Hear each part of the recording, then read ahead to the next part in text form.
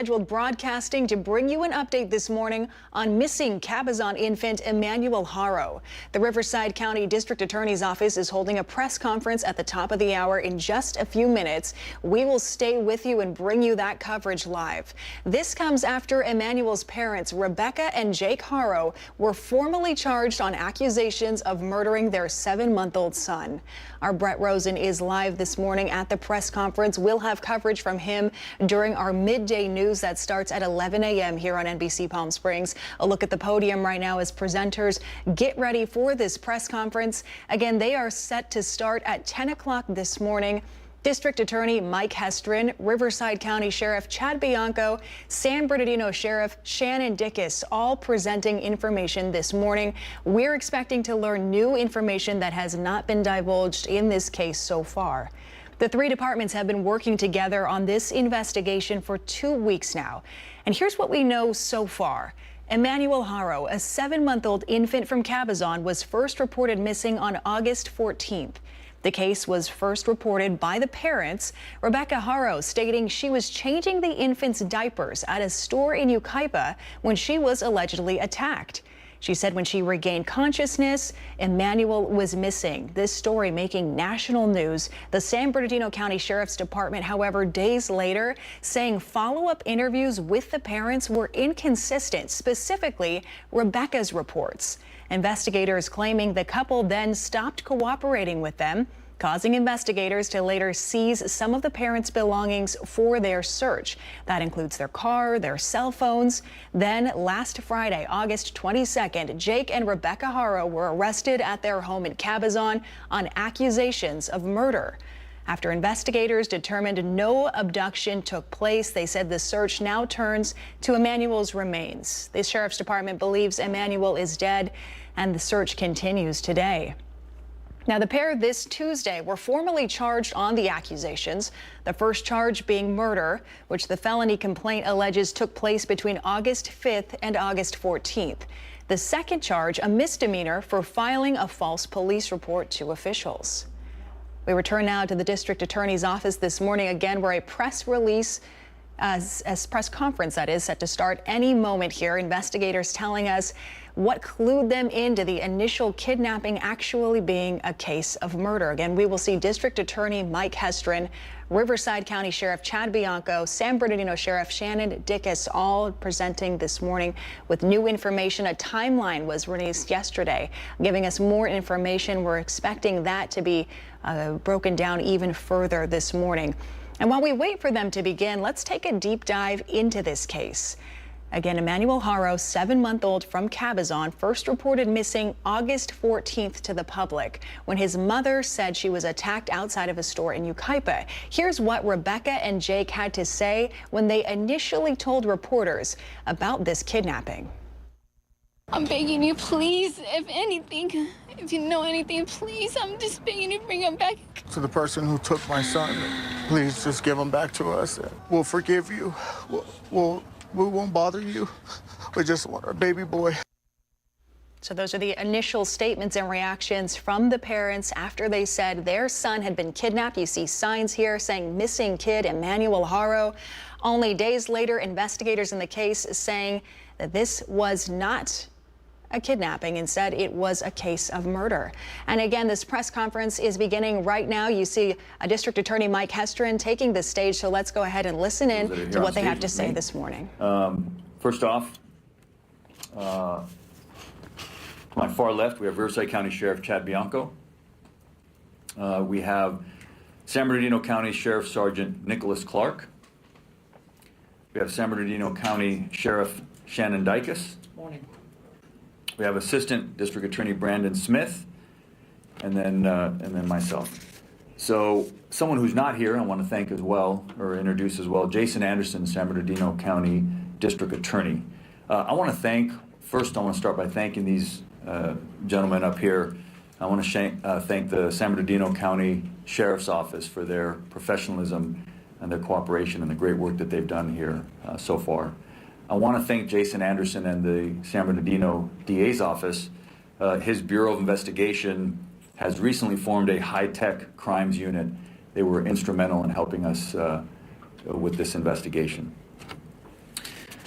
Let me tell you how things are going to go today.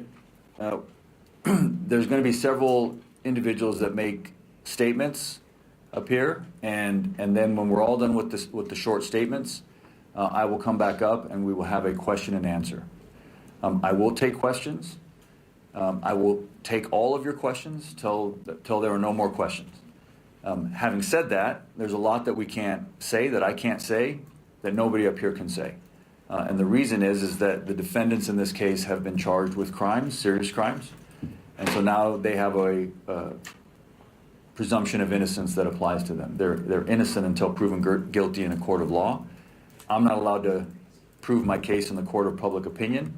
And so there's a lot that we can't say in terms of the facts and the evidence. For that, you will have to come to the court and to the various hearings and see how the case plays out.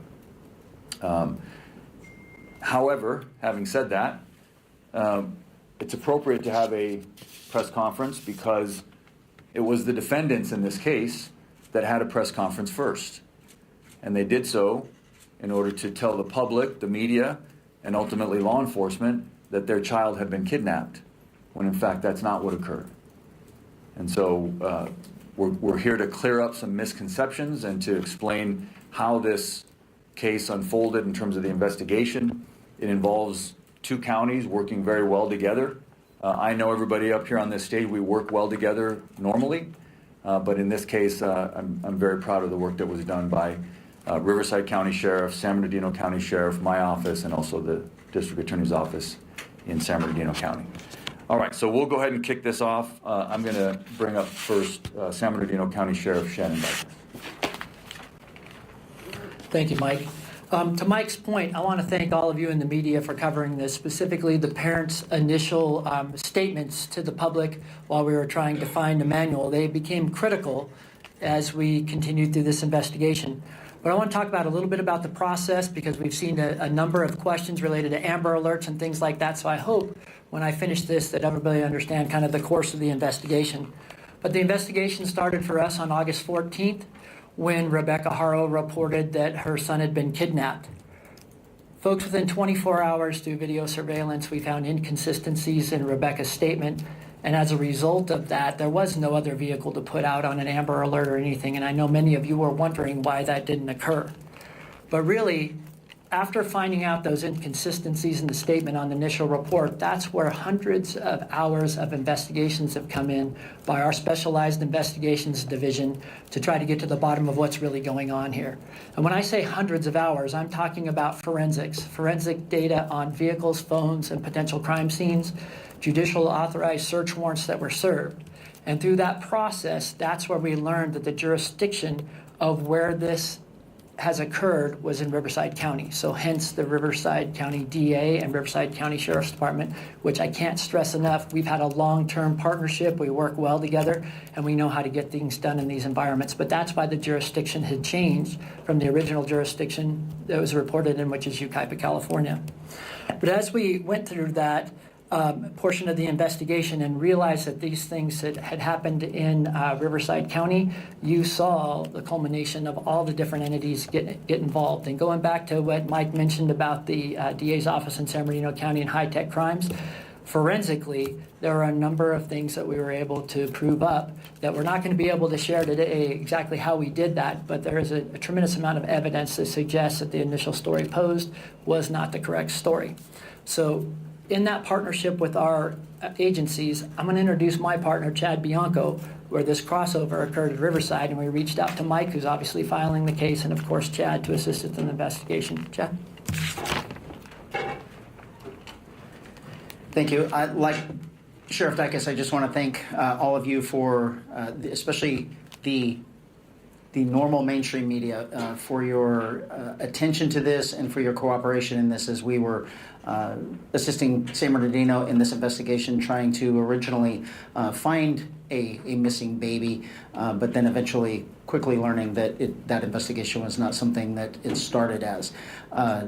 Not so much for social media and keyboard warriors who quite honestly sometimes hamper and prevent us from a good investigation. I do want to expand a little bit about our relationship with San Bernardino, a lot from the media, a lot of questions have been raised about jurisdiction. And what Sheriff Dicus and I routinely talk about to our own communities isn't really necessarily displayed in the media or said to the media, but neither one of us care about jurisdiction. Our belief is that the Inland Empire is better served when we are cooperating and working together. And in this investigation from the very beginning, it was obvious that it could involve both counties. When something like that happens, particularly in this case, the original investigation began with Sheriff Dicus, and if he chooses to take it to the end, he will, which obviously he did. And my position is Sheriff Dicus is responsible for this and the assistance of my department. So there is no asking us. There is no anything like that. It is, we have to serve our public best, and he has every single available resource that the Riverside County Sheriff's Office has to offer to make sure that we provide justice in this case. This is an extensive investigation with both agencies that ultimately is headed by the supervisor of the Detective Bureau from the Sheriff's Office in San Bernardino. But the cooperation, as you can see, between the both counties is what is going to bring this to a successful conclusion. There is absolutely nothing, no crime more important than the injury of a human being, particularly a child. And the amount of resources that were expended to find this baby and to ultimately bring the people to justice responsible for the loss of this baby, I can't even tell you the amount of resources that were expended in this. It is a massive investigation that will obviously be ongoing, and we appreciate your efforts. This involves a lot of things, though, from us, and hopefully there are more questions to be answered, but I'll end it by saying this before we get into more questions specifically about this case. This was preventable in numerous ways. The amount of response we have had from the public, the enormous anger that a child was not only originally thought to be kidnapped, but then presumably murdered, kind of warms my heart a little bit. That there is compassion still out there. There is care about other people. There is, people actually do care about other people. There is absolutely nothing worse than harming a baby. Broken bones, injuries, life-altering trauma. And had that case been successfully handled how it should have been, Emmanuel would still be with us today.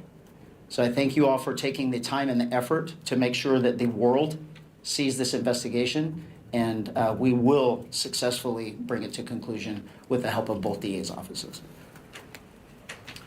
Thank you, Sheriff. I neglected to mention that Sergeant Nicholas Clark is the lead investigator on this case. So even though he's San Bernardino County, he will be functioning as the lead investigator on this case, which is ongoing. The investigation is ongoing, even though we have filed charges. And then Brandon Smith is going to be the lead prosecutor on the case, obviously Riverside County prosecutor. And with that, obviously, you all know, yesterday in court we filed murder charges on both Jake and Rebecca Haro. We also filed the filing of a false police report. And with that, I will take questions. I know you're going to have a lot of questions. I do want to lay some ground rules. The way we do it here is don't shout at me, no chaos, just raise your hand. I ask you to ask me one question at a time. I'll do my best to call on everybody. When we've gotten through everyone who has a question, then we can go back and ask more follow-ups, okay? So I'll start here on the front row. Yes, ma'am. Hi, Stephanie with CNN. My question is, first of all, do you have any idea where baby Emmanuel is at this point? You know, yes, we have a pretty strong indication of where the remains of baby Emmanuel are. So that investigation is ongoing at this time. Yes, go ahead. Matt Johnson, Court TV. What was the information that led to the initial search off the 60 in Moreno Valley? Sheriff, you want to take that? I'm not going to go into grave detail about that, but there is some level of cooperation with the suspects involved in this, and we're trying to locate that, and our job is to follow every lead. But for the rest of the room here, we have to understand what you're dealing with is an experienced child abuser that is aware of a previous case, that is aware of evidentiary things that we are certainly concerned with. So we're going to take every step to not only work with any suspect or witness involved in this, because at the end of the day, we have to bring a case to Mike and they have to charge it, and we have to make sure that every single thing, no matter what is told to us or what we discover in terms of evidence, is the right thing, and that we follow it up extensively. Okay, who's next? I'll go to you first, and then to you. Go ahead. Gigi Garcia with Fox 11 News. Do you believe you know how baby Emmanuel died or was killed, and is there anything you can share? The filing in this case reflects our belief that baby Emmanuel was abused, a victim of child abuse, over time, and that eventually, because of that abuse, he succumbed to those injuries. That's what we believe. Yes, sir. Eddie with Action Eye News. I noticed on the arrest records and the booking records that they do have Jake Haro as murder with malice and also another murder charge as well. Is there a second murder, or can you explain why there's two on that booking? We charged both Jake and Rebecca with murder. Who's next? Yeah, go ahead, Rob. This is in reference to what Chad was talking about, but can you go into some detail about that case in 2023 and what happened there? Sure. And from my understanding, Yes, I will. So in 2018, Jake Haro with his ex-wife, there's another child who they were prosecuted for child abuse as well, child neglect, cruelty. That child was also an infant, and that came to the courts, arrested in 2018, it came in to the courts in 2023. We had charged various felony crimes, child abuse, child cruelty, and our indication or what we wanted out of the case was prison. We believed it was a prison case and that Jake Haro should have gone to prison. Jake Haro pled straight up to the court, which sometimes reporters get this wrong, and you call it a plea bargain. Judges are not allowed to plea bargain. Defendants can plea bargain with the prosecutor, but when a defendant pleads up to the court, they plead to everything that they've been charged with, and they're essentially throwing themselves on the mercy of the court. In this case, a judge here in Riverside County, happened to have been a visiting judge from San Bernardino County, gave Mr. Haro a suspended sentence, which means, if I can translate for you what that is, it means that instead of sending him to prison, he chose to give him probation and suspend prison time sort of over his head, meaning that if he violated his probation, he would then go to prison. My prosecutor in the courtroom objected to that and said on the record, we object, we think it's a prison case, you should send him to prison.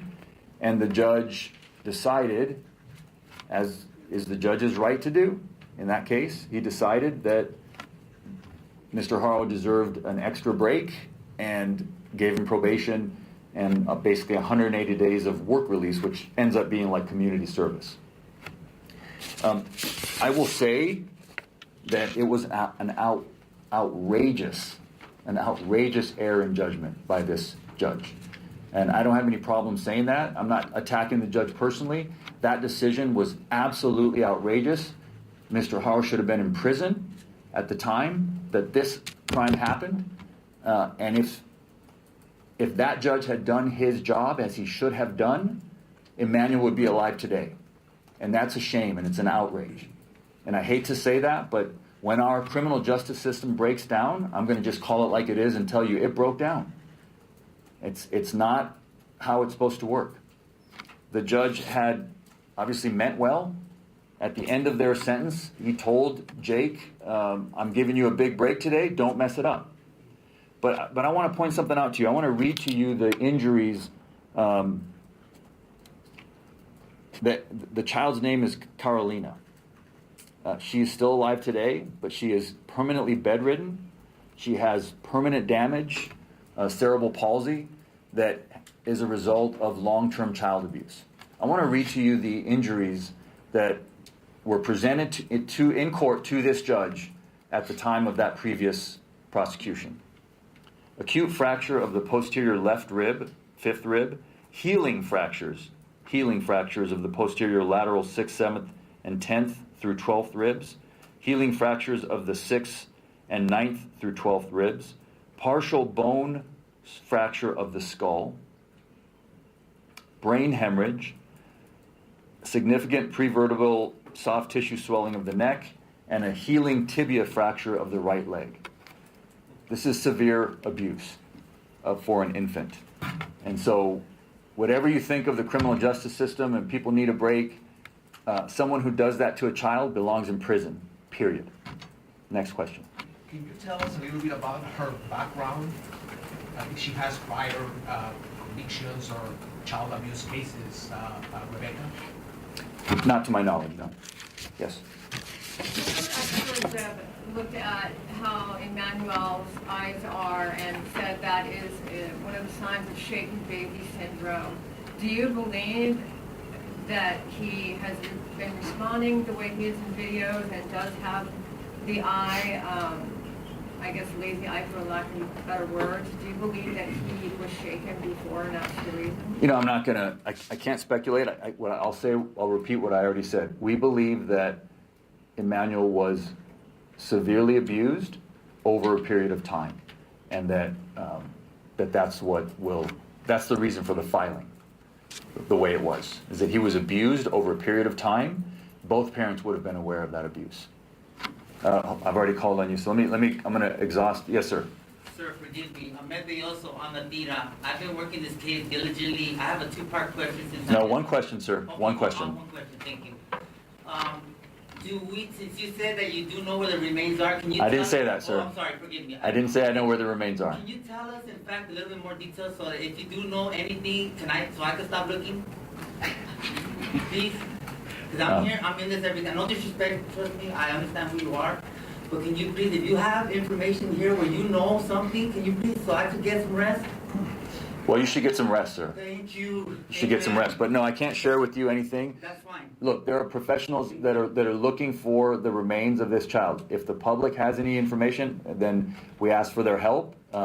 So we don't know exactly where the remains are. We have some ideas in terms of where we're going to look and where we're going to continue to investigate. Yes, sir, all the way in the back.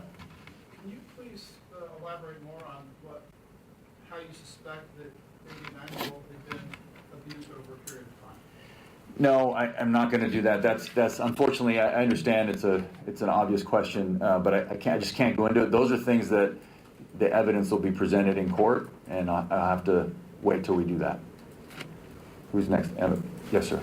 Can you explain, I know they both have charges filed against them, but do you believe that Jake or Rebecca both were actively... Again, that was the Riverside County District Attorney's Office there giving a report in Riverside. That report including that this is a massive investigation in the case of missing Cabazon infant Emmanuel Haro, who they have repeatedly referred to today as a victim of abuse over an extended period of time, saying both parents would have been aware of this form of abuse. Emmanuel's remains have not been located, although you heard the Riverside County District Attorney saying there they do have an idea of where those remains are located. Thank you for staying with us during this breaking news report. Coming up at 11 a.m., our Brett Rosen, who's live right now at the press conference, will have the latest updates for us at that hour, so we'll see you then.